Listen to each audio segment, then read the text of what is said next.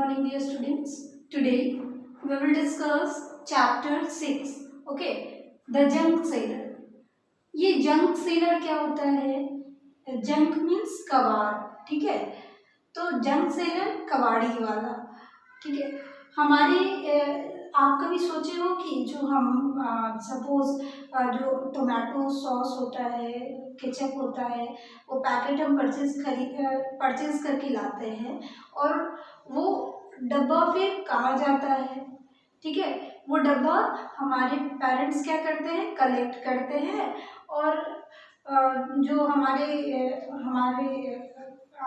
गली में जो जंक सेलर आता है, कबाड़ वाला आता है, उसे वो परचेज करता है, ठीक है।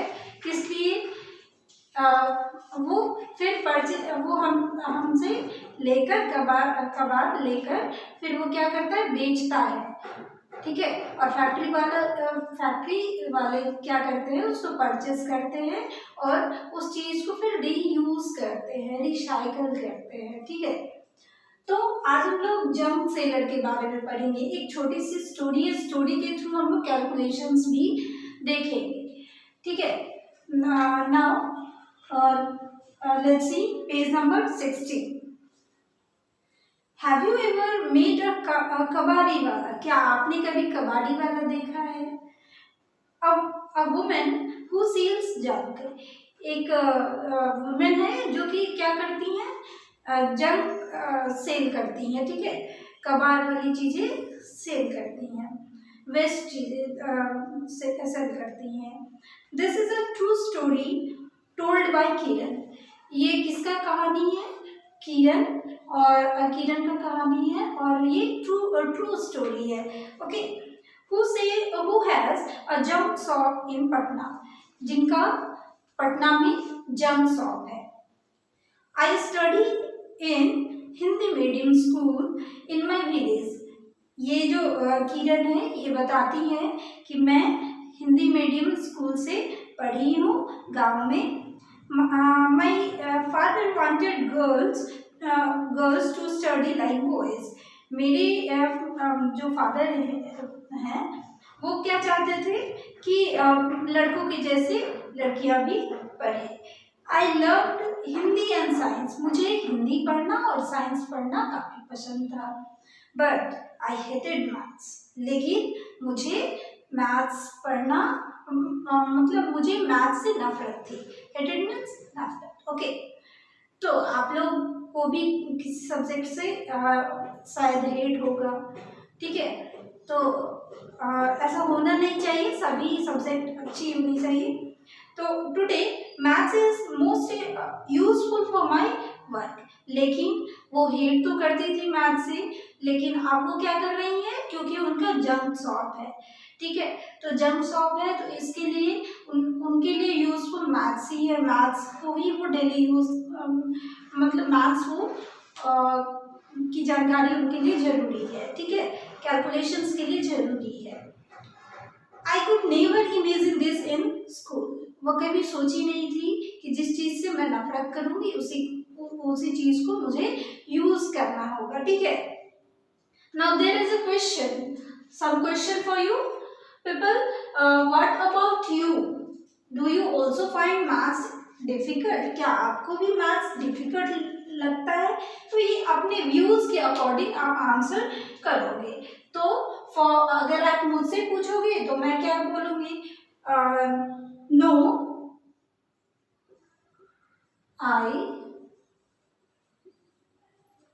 I love maths, okay.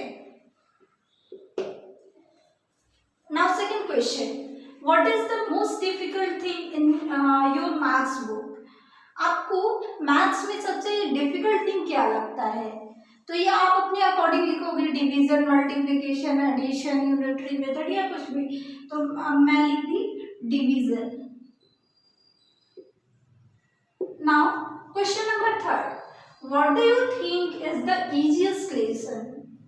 तो आप बताओ कि आपको सबसे इजीएस्ट लेसन कौन लगा?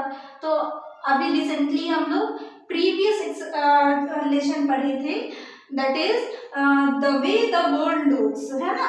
तो the way the world looks में एक स्टोरी था और कैलकुलेशंस बहुत हो रहे थे, है ना। तो I think this chapter, this lesson is easiest. तो लिखेंगे, आप अपने अकॉर्डिंग लिखोगे, the way the world looks.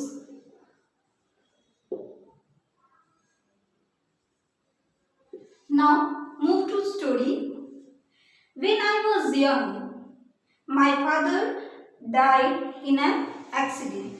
जब मैं यंग हुई तो मेरे फादर एक एक्सीडेंट में चल बसे।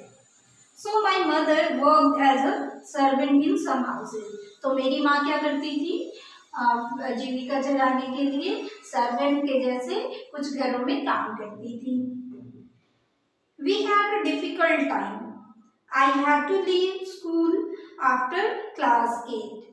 तो उस समय उनके लिए डिफिकल्ट टाइम था, तो उनको क्या करना पड़ा, किरण को क्या करना पड़ा, उनको पढ़ाई छोड़नी पड़ी। वो क्लास 8 तक पढ़ी थी। I wanted to study more, but my mother got me married. अब वो आगे पढ़ना चाहती थी, लेकिन उनकी माँ उनका शादी करा देती हैं। My husband's family lived in mud house. अब मड मीन्स क्या होता है, मिट्टी का जो घर होता है। उसके हस्बैंड जो होते हैं वो मड हाउस में रहते हैं, उनके हस्बैंड की फैमिली मड हाउस में रहते हैं। His 2 brothers and his sister did not go to school. मेरे हस्बैंड के 2 भाई थे और एक बहन थी जो कि स्कूल नहीं जाते थे। He had a tea stall. उनके हस्बैंड का क्या था, एक टी स्टॉल था। Now some question for you. Let's see.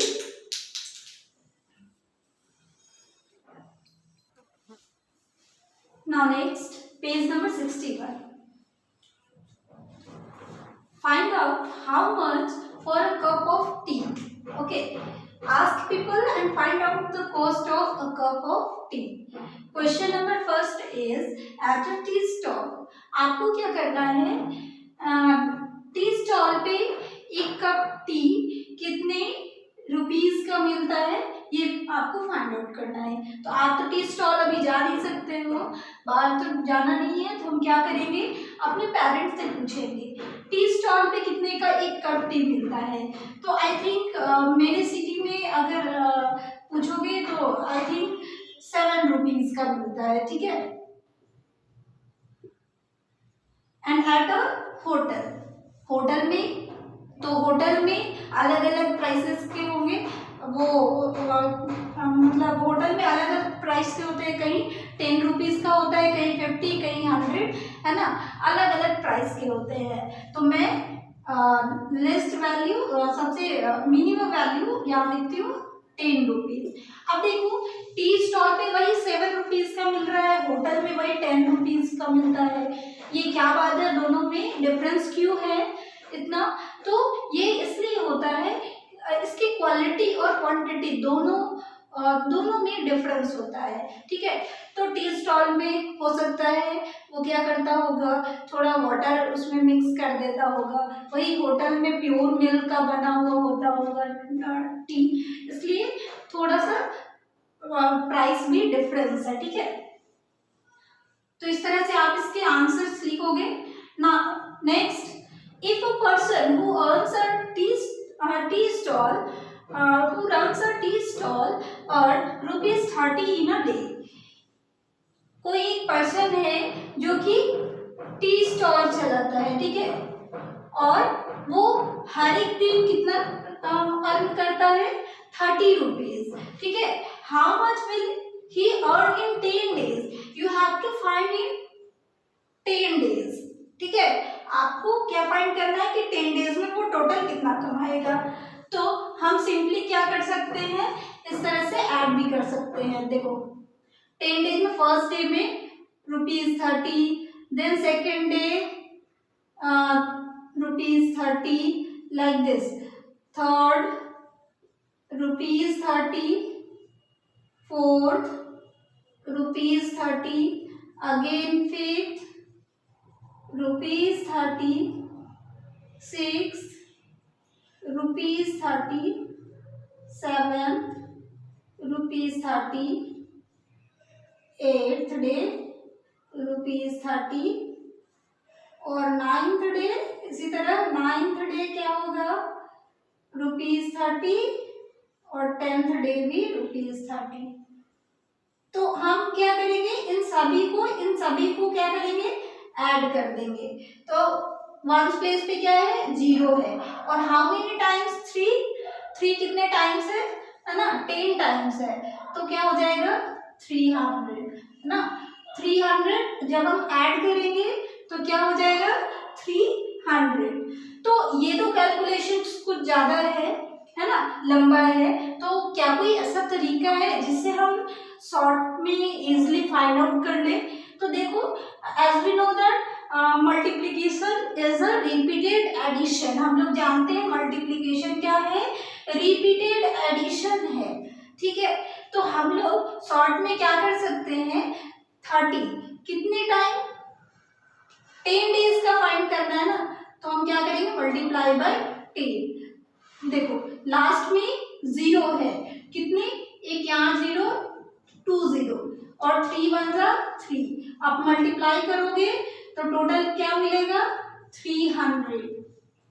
Is it clear. तो इस तरह से हम लोग फाइंड करेंगे 30 multiply by 10 we get 300। Now next question and in a month. अब बताओ कि 1 मंथ में वो कितना अर्न करेगा। तो 1 मंथ में कितने नंबर ऑफ डेज कितने होते हैं 30 ओके 30 और वो एक दिन में कितना अर्न कर रहा है 30 रुपीज ठीक है 30 रुपीज। तो 30 मल्टीप्लाई बाय 30 क्या हो जाएगा रुपीज 900 है कि नहीं। तो 900 विल बी आंसर ठीक है। Now next move to story. I thought of starting my own business.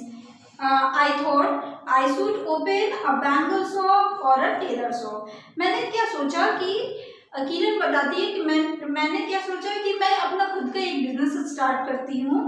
मुझे आई थिंक बैंगल शॉप खोलना चाहिए या फिर टेलर शॉप खोलना चाहिए।